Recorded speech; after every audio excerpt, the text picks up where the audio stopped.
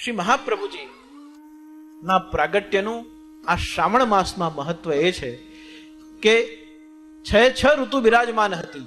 શીતકાલ પણ હતી, ગ્રીષ્મ પણ હતી, વર્ષા પણ હતી, શરદ પણ હતી, શ્રાવણ પણ હતું, અને એક સાથે બધી ઋતુઓ બિરાજમાન હતી. ખટ ઋતુનું મનોરથ જ્યારે થાય છે ત્યારે એક સાથે 6 ઋતુનો મનોરથ આપણે કરીએ છીએ. એમાં ઉષ્ણકાલના દર્શન પણ થાય છે, શીતકાલનું મંડપ પણ હોય છે, હિંડોરાનું પણ બિરાજમાન હોય છે, અહીંયા દિવાળીની હટડીમાં પણ બિરાજે છે. 6 ઋતુ એક સાથે. તો આ બધી જ ઋતુ એક સાથે બિરાજી રહી હતી. તે સમયમાં પ્રભુ રાસમાં બિરાજી રહ્યા હતા અને શ્રી સ્વામીજી રાધાજી હિંડોરે બિરાજી રહ્યા હતા. એક સાથે બધી ઋતુઓ હતી. તો સ્વામીજી હિંડોરે ઝૂલી રહ્યા હતા, પ્રભુ રાસમાં બિરાજી રહ્યા હતા. શ્રી ચંદ્રાવલીજી, લલિતાજી, વિશાખાજી, શ્રી યમુનાજી ચારેય યુથના અધિપતિઓ રાસમાં પ્રભુ સાથે બિરાજમાન હતા. તે સમયમાં જે વનમાલા પ્રભુએ ધારણ કરી હતી તે વનમાલામાં પુષ્ટિના જીવો ચરણારવિંદ પાસે બિરાજમાન હતા. પુષ્ટિના જીવો બીજા થાકમાં, મર્યાદાના જીવો ત્રીજા થાગમાં, પ્રવાહના જીવો ઉપરના થાગમાં, અને જે જીવો પુષ્ટિ પ્રવાહ મર્યાદાના મિશ્રિત હતા, ચર્ષણી હતા, એ જીવો ગરદનના પાછળના ભાગમાં, જ્યાં આપણે દોડાની ગાંઠ મારીને માળાજીને પૂર્ણ કરીએ છીએ, ત્યાં બિરાજમાન હતા. રાસમાં નૃત્ય કરતા કરતા પુષ્ટિના જીવ હતા. એમના ઉપર પ્રભુના ચરણોનું સ્પર્શ થયું, એટલે કે સ્પર્શનો સુખ પ્રાપ્ત થયો, અને એની સાથે પાછળથી એ દોરો તૂટ્યો. માળાજી નીચે ખેંચાયા અને પાછળથી જે દોરો તૂટ્યો, તો જે જીવ ગરદન પાસે બિરાજમાન હતા એ જીવો પ્રભુના સાનિધ્ય અને સ્પર્શ સુખથી વિખૂટા પડ્યા. તો જેમને સ્પર્શ સુખનો આનંદ તો પ્રાપ્ત થઈ રહ્યો હતો, પણ પ્રભુની એ નિત્ય લીલામાં સહભાગી થવાનો સૌભાગ્ય પ્રાપ્ત નતો થયો, કારણ કે એ પાછળ બિરાજતા હતા, લીલા આગળ થઈ રહી હતી. તો એ માળાજી તૂટ્યા અને તૂટતાની સાથે એ સૃષ્ટિ વિખૂટી પડી. વિખૂટી પડી એટલે પ્રભુએ રાસને વિરામ આપ્યો અને હિંડોળે ઝૂલતા સ્વામીજી પાસે જઈ બિરાજ્યા. સ્વામીજીની પાસે જઈ બિરાજ્યા અને તરત પ્રભુના મુખ ઉપર એ તાપક્લેશનો અનુભવ શ્રી સ્વામીજીએ જોયું અને કહ્યું કે નાથ, શા માટે આપ ચિંતિત છો? તો પ્રભુએ કહ્યું કે આ પ્રકારે પુષ્ટિ પ્રવાહ મર્યાદા આદિકના જીવો તો મારી સાથે રહ્યા, પુષ્ટિ જીવોને તો ચરણોનું સુખ પણ પ્રાપ્ત થયું, પણ જે સૃષ્ટિ વિખૂટી પડી છે એ જીવોને પુનઃ મારા સ્વરૂપનું દાન કઈ રીતે થશે, એ વાતની ચિંતા મને થઈ રહી છે, એ વાતનો તાપ મને થઈ રહ્યો છે. તે માટે હું પ્રિયાજુ ચિંતિત છું. તે વખતે પ્રભુને ચિંતિત જોઈ સ્વયં શ્રી રાધાજી સ્વામીજી પણ ચિંતિત બન્યા, અને બંનેના ચિંતિત સ્વરૂપથી, બંનેના તાપક્લેશથી જે ત્રીજું સ્વરૂપ ત્યાં શ્રાવણ માસમાં હિંડોરે ઝૂલતા યુગલ સ્વરૂપની મધ્ય પ્રગટ થયું, એ જ તાપાત્મક સ્વરૂપ શ્રીમદ વલ્લભાધીશનું સ્વરૂપ છે. રૂપમ તત્ તૃતીયાત્મકમ પરમભિ ધ્યેયમ સદા વલ્લભમ. તો રૂપમ તત્ તૃતીયાત્મકમ નું મતલબ જ આ છે કે યુગલ સ્વરૂપના તાપથી ત્રીજું તાપાત્મક સ્વરૂપ જે પ્રગટ થયું એનું નામ શ્રી વલ્લભાધીશ, અને એ તાપાત્મક સ્વરૂપને શ્રાવણ માસમાં નિત્ય લીલામાં પ્રગટ્ય થયું, જેમનું ચૈત્ર માસમાં સપ્તમાસ પર્યંત, સપ્તમાસ પછી ભૂતલ ઉપર પ્રાગટ્ય જેમનું થયું, એ હેતુથી જેમને ઐતિહાસિક ક્રમ ખબર છે, સપ્તમ માસમાં શ્રી મહાપ્રભુજી નું પ્રાગટ્ય થઈ ગયું હતું. તો એ હેતુથી શ્રાવણ માસમાં શ્રી મહાપ્રભુજીનું પણ અલૌકિક પ્રાગટ્ય નિત્ય લીલામાં શ્રાવણ માસમાં થયું. એ રાજસ્થાનની લોક સંસ્કૃતિ છે. જેમ નવરાત્રિમાં ગરબે ઘૂમવું એ ગુજરાતની લોક સંસ્કૃતિ છે, એમ ગનગોરમાં ઘુમર ઘૂમવું એ રાજસ્થાનની લોક સંસ્કૃતિ છે. લઠામાર હોરી કે રસિયા ફાગનો ક્રમ જે વ્રજની લોક સંસ્કૃતિ છે. તો આપણા સેવાકીય ક્રમમાં કે પુષ્ટિ માર્ગના જીવન શૈલીમાં જ્યાં જ્યાં પ્રભુ બિરાજ્યા છે તે પ્રકારે વ્રજની લોક સંસ્કૃતિનો પણ પ્રભાવ આપણા સેવા ક્રમમાં પુષ્ટિ માર્ગમાં સ્વીકારવામાં આવ્યો છે. અને તે હેતુથી શ્રાવણ માસમાં વિવાહિત દંપતીઓ હિંડોરે ઝૂલે ઝૂલતા હોય છે. અને એમાં પણ ઠકરાણી તીજ છે અને આ બધા જે ઉત્સવો છે એ ઉત્સવોને વિશિષ્ટ રીતે વ્રજમાં આજે પણ ત્યાંની લોક સંસ્કૃતિના ભાગરૂપે ઉજવવામાં આવે છે. એ જ પરંપરા જેમ હોળીને બ્રજની લોક સંસ્કૃતિ પરંપરાને ભગવદ લીલામાં આવી, ભગવદ લીલાના પદ લખાવ્યા અને એ પદના આધારે સેવાક્રમ નિર્ધારિત થયો.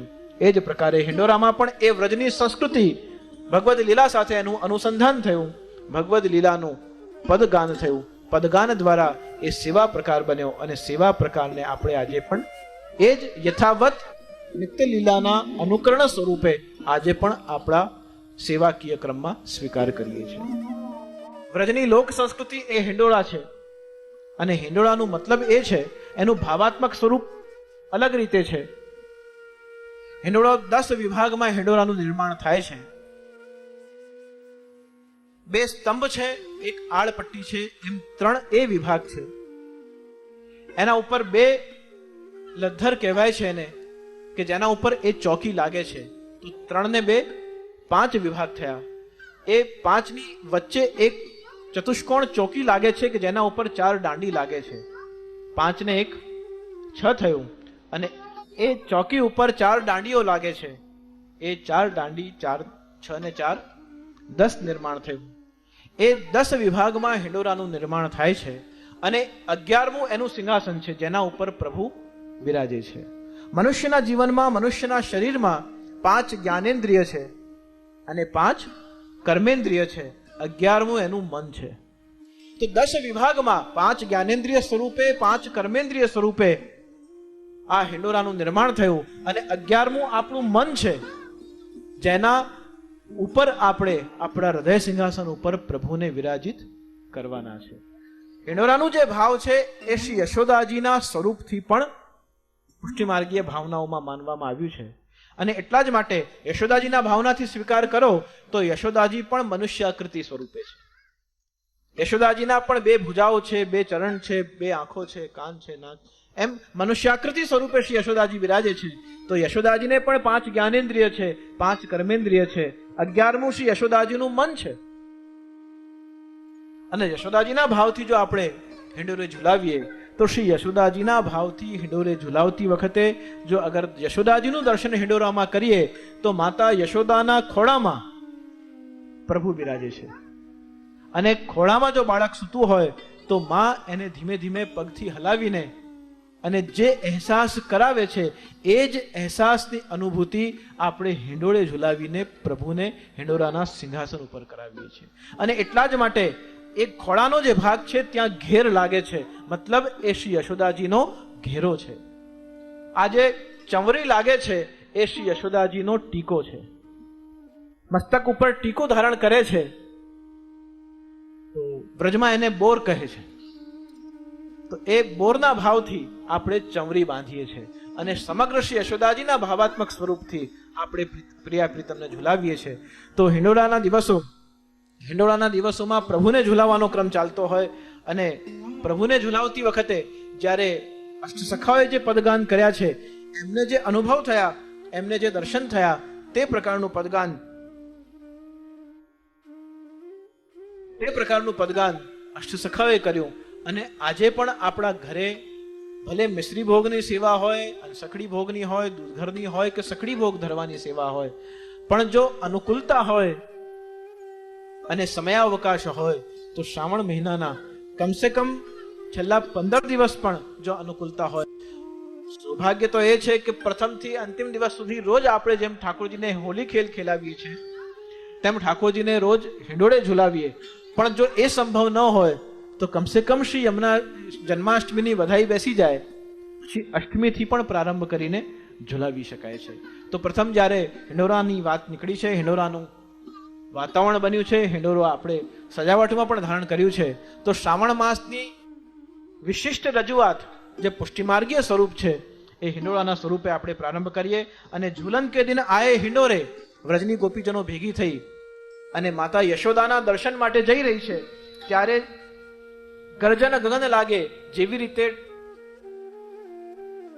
ગડગડાટ થવા લાગ્યો, વીજળીના ચમકારા વધ્યા, ઝરમર ઝરમર જેમ મેઘ પ્રારંભ થયો તેમ તેમ વ્રજવાસીઓ અને વ્રજ ગોપિકાઓ પોતાના ઘર છોડી છોડી અને નંદાલય તરફ જવા લાગ્યા, જ્યાં શ્રી યશોદાજી પોતાના નંદલાલને હિંડોરે ઝુલાવી રહ્યા હતા. ત્યારે ઝુલન કે દિન આયે તે પદગાન દ્વારા આપણે શ્રવણ કરીએ કે કયા પ્રકારથી કરીબ કરીબ એ નંદાલયનું વાતાવરણ રહ્યું હશે, કયા પ્રકારે નંદ યશોદા નંદલાલ શ્રી કૃષ્ણને હિંડોરે ઝુલાવતા હશે. જોડન કે દિન આયે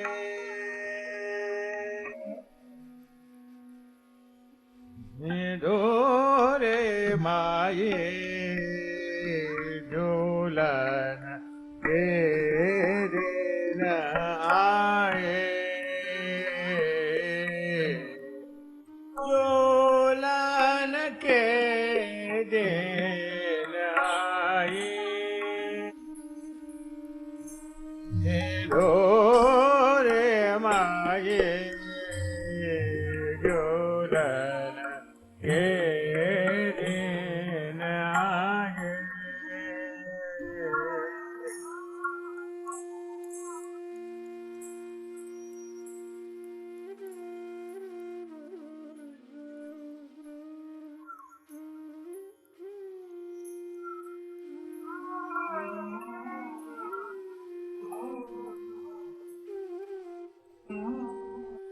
જોલન કે દિન આયે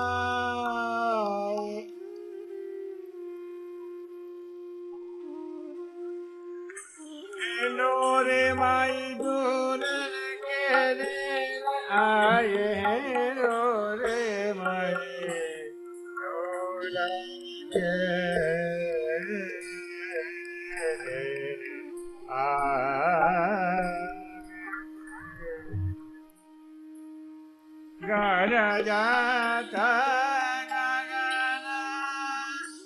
દામિની ગોદત ગરજત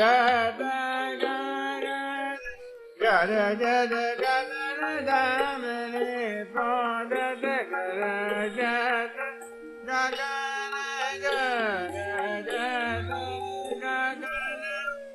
દામિની ગોદત રાગવનાર જમાયે હિંડોરે માયે જોલન કે દિન આયે.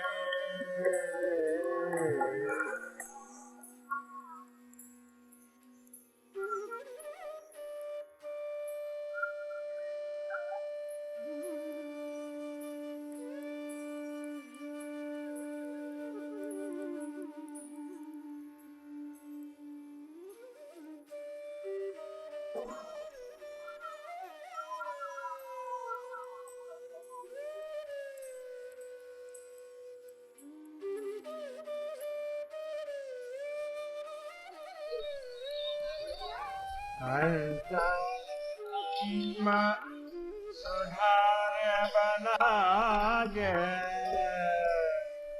कौन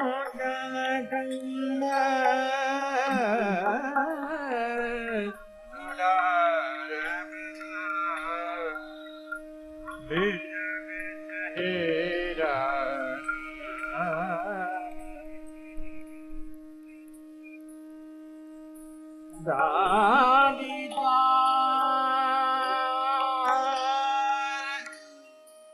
सुदेत सुहाये राधे का सुदेत सुहाये चौके है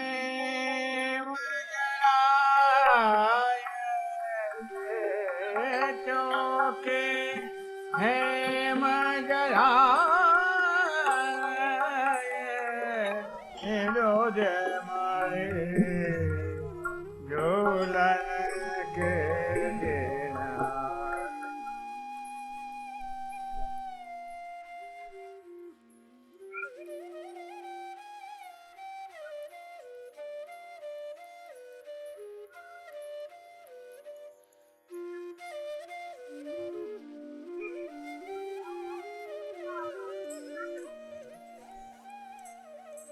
झूलन के दिन झूलन के दिन आए डोर माए झूलन डोर माए झूलन डोर माए झूलन के दिन आए नाना विध के मनोहर नाना विध के कुसुम मनोहर ओठन झूमर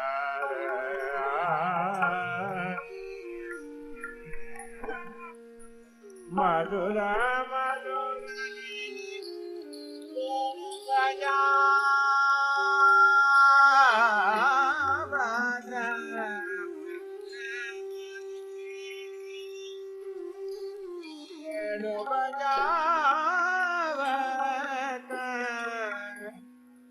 दादुर मोर देवा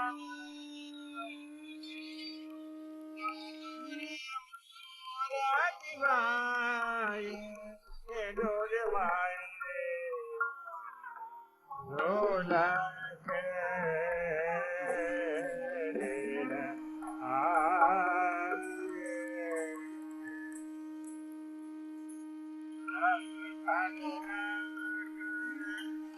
पिया प्यारे के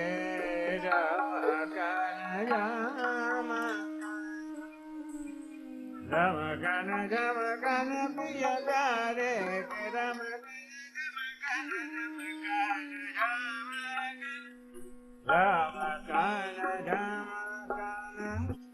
पिया प्यारे के किंकणी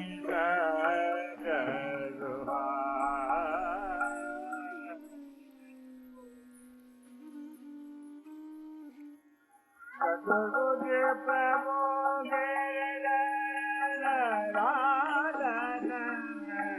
तुझे प्रभु मेरे धरण लाल संग मानिनी मंगल रे मागे